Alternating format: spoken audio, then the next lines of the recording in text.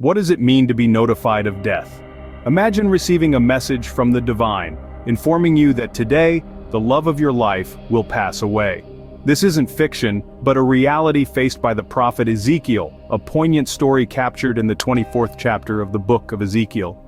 God speaks to Ezekiel one morning, delivering news that is as startling as it is specific. "Son of man, behold, I am about to take away from you the delight of your eyes at a stroke. Yet you shall not mourn or weep, nor shall your tears run down." By evening, his wife, the delight of his eyes, is dead.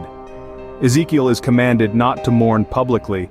No tears, no traditional mourning rites, just a silent internal agony.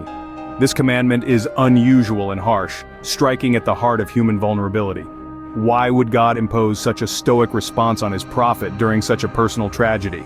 The answer lies in the symbolic act that God was orchestrating through Ezekiel's personal loss. It was a vivid, living prophecy intended for the people of Jerusalem, symbolizing the imminent destruction of their city and temple, which they held dear, much like Ezekiel's wife.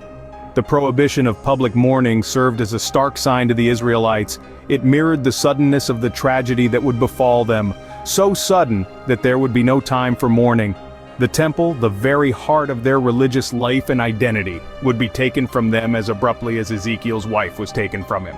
This narrative challenges the very nature of attachment and love. Ezekiel's loss and his commanded response were not about cruelty, but about illustrating a powerful message: the impermanence of the things we hold dear, and the necessity of spiritual readiness for loss. In essence, Ezekiel's personal grief was transformed into a communal prophecy. It was a dramatic demonstration that external religious fervor without true inward devotion is meaningless. The people revered the temple, yet they neglected their relationship with God, turning their faith into a mere ritual devoid of sincerity. As we reflect on Ezekiel's story, we are reminded of the profound truths about attachment, loss, and the essence of true faith. It teaches us that in the face of inevitable loss, our strength and consolation should come not from the external symbols of our faith, but from a deep, personal connection with the divine.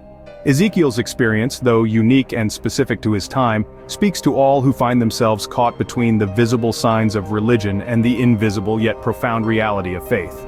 It serves as a reminder that true devotion is measured not by our public displays of piety, but by the quiet integrity of our hearts towards God. In conclusion, the story of Ezekiel and his wife is more than a tale of loss. It's a lesson on the priorities of our affections and the focus of our faith. It urges us to consider what truly holds value in our lives and challenges us to live in a way that is prepared for any loss, holding fast to what is eternally significant.